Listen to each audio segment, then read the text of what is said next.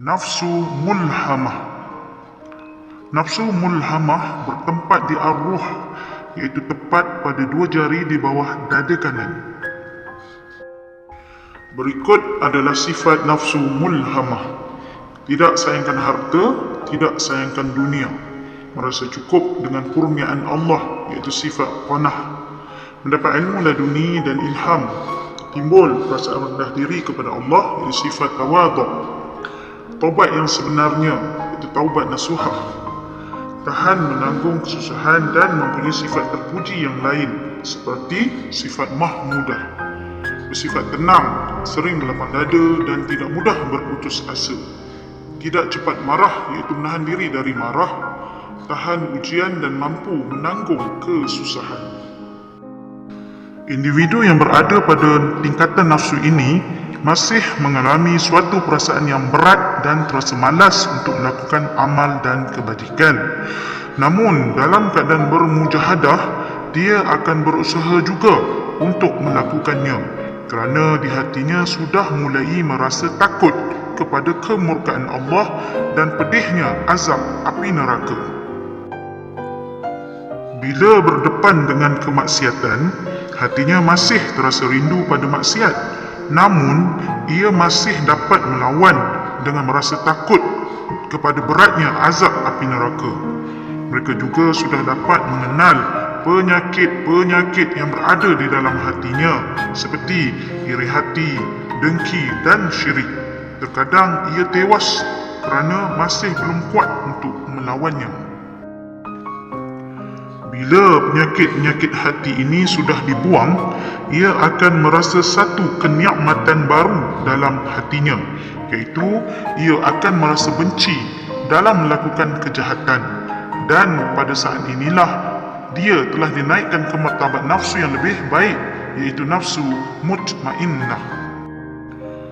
Allah Subhanahu wa taala berfirman dalam surah Asy-Syams ayat 7 hingga 10. Dan jiwa serta penyempurnaannya, yakni ciptaannya, maka Allah mengilhamkan kepada jiwa itu, yakni jalan kefasikan dan ketakwaannya. Sesungguhnya beruntunglah orang yang mensucikan jiwa itu, dan sesungguhnya merugilah orang yang mengotorinya. Mereka pada tahap ini mulai masuk ke sempadan maqam wali, yakni kerap kali mulai mencapai fana yang menghasilkan rasa ma'rifat dan hakikat, yakni syuhud, tetapi belum teguh dan kemungkinan untuk kembali kepada sifat yang tercela. Kebanyakan individu begini cepat terhijab, yakni kasyaf, kerana terlalu asyik dengan anugerah Allah, dan terkadang ianya harus sedar bahawa kasyaf tersebut adalah ujian daripada Allah kepadanya, sama ada ia benar-benar ikhlas mencari Allah atau mencari sesuatu selain Allah Subhanahu wa taala. Namun begitu, sifat mahmudah sudah terzahir pada batinnya, cuma masih belum benar-benar berakar umbi dengan teguh dalam hatinya. Oleh itu, ia perlu menjaganya dengan mengawal hatinya, dengan mempertingkatkan lagi mujahadah dan amalan kepada Allah Subhanahu wa taala. Manakala ujian Allah akan berterusan ke atasnya, sekiranya ia tidak menjaganya dengan baik, maka di situ boleh sahaja Allah Subhanahu wa taala menarik kembali dan menurunkannya kepada maqam nafsu lawwamah.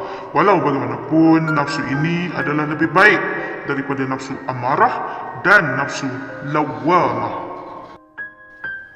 Maqam nafsu mulhamah ini ialah nafsu yang sudah menerima latihan beberapa proses kesucian dari sifat-sifat hati yang telah tercemar melalui amalan zikir dan sebagainya. Kekotoran dan selapu hitam sudah berjaya ditanggalkan, maka banyaklah bisikan nafsu jahat dan hasutan syaitan dapat digantikan dengan bisikan ilham oleh Allah Subhanahu wa taala. Maqam nafsu pada peringkat ini juga dikenali dengan nafsu samiyah.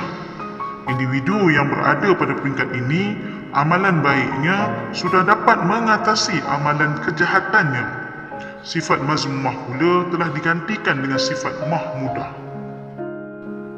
Mereka menjadi selalu bersemangat untuk melakukan ibadah kepada Allah SWT.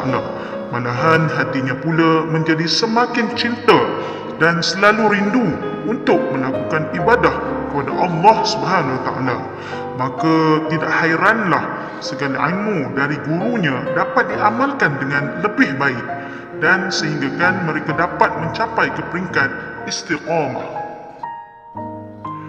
Perasaan individu pada peringkat ini sering dihantui oleh perasaan menyesal atas perbuatan dosa pada masa yang lalu. Malahan pula, bisikan isyarat lawamah terus menjadi semakin kuat dan sebati di dalam hati mereka. Isyarat bisikan lawamah sentiasa subur di hati mereka, sehinggakan mereka mudah selalu memohon ampun daripada Allah Subhanahu Wa Taala. Sesungguhnya taubat orang peringkat mulhamah ini telah pun sampai kepada maqam taubat nasuha. Zikir atau kata-kata mereka ini tidak lagi hanya di bibir, malah semuanya telah sampai ke hati mereka. Dalam kehidupan mereka pula sudah terbina satu sikap dan kelakuan yang baru, iaitu merasa tabah untuk menghadapi segala ujian dari Allah Subhanahu Wa Taala. Apabila terlintas sesuatu ke arah maksiat atau dosa, terus mereka akan memohon perlindungan daripada Allah Subhanahu Wa Taala. Firman Allah Subhanahu Wa Taala di dalam surah Fussilat ayat 36, dan jika kamu ditimpa sesuatu godaan syaitan, maka berlindunglah kepada Allah. Sesungguhnya Allah Maha mendengar dan Maha mengetahui. Sesungguhnya orang-orang yang bertakwa, bila mereka ditimpa was-was dari syaitan, mereka ingat kepada Allah. Maka ketika itu juga mereka melihat kesalahan-kesalahan yang telah mereka lakukan. Sabda Rasulullah SAW, barang siapa yang merasa gembira dengan kebaikannya dan merasa susah, yakni gelisah dengan kejahatan yang dilakukan, maka itulah orang-orang mukmin. Manakala ibadah zikir mereka pada tahap ini pula sudah meresap masuk ke dalam lubuk hati mereka, dan bukan seperti sebelum ini hanya masih bermain di bibirnya sahaja dengan fikiran merawang entah ke mana-mana. Malah hati mereka juga sudah menerima hakikat nikmat zikir.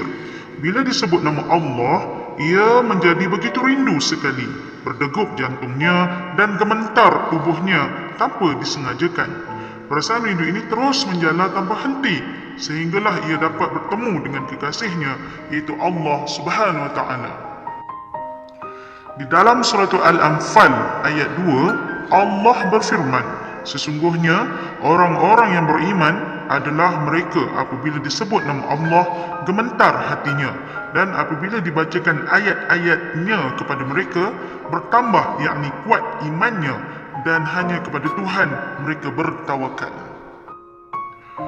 Dalam konteks ilmu pula, mereka bukan sahaja menguasai ilmu keduniaan, malah sudah dapat menguasai ilmu ghaib, termasuk 3 cara, iaitu ilmu laduni, cara tajalli, dan cara laduni di peringkat sir.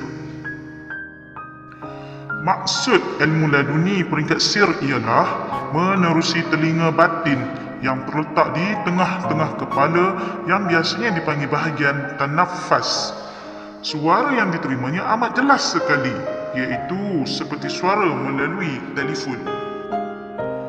Paling luar biasa sekali adalah ketika ia menerima perintah atau ilmu laduni dari Allah Subhanahu Wa Taala. Ia tidak sedikit pun mengganggu aktiviti hariannya seperti sedang berbual, memasak, bekerja atau sebagainya. Ilmu laduni itu adalah ilham terus dari Allah kepada dirinya, mengajar dan memahamkannya atas sesuatu ilmu atau perkara. Anda harus merujuk kembali kepada guru mursyid anda, kerana guru tersebut boleh membezakan sama ada ianya datang daripada Allah SWT atau daripada bisikan syaitan. Bagi orang awam masih mudah diperdayakan serta ditipu oleh syaitan yang menyamar. Pembukaan telinga batin ini pada awalnya berlaku seakan suatu bisikan suara pada bahagian dalam anak telinga, di mana pada permulaannya terasa berdesing. Kemudian barulah dapat dengar dengan jelas. Amalan zikir individu pada tahap ini semakin meningkat dan telah mencapai tahap istiqamah. Allah Subhanahu wa taala berfirman dalam surah Ar-Ra'd ayat 28, iaitu orang-orang yang beriman dan hati mereka menjadi tenteram dengan mengingat Allah. Ingatlah, hanya dengan mengingati Allah lah hati menjadi tenteram.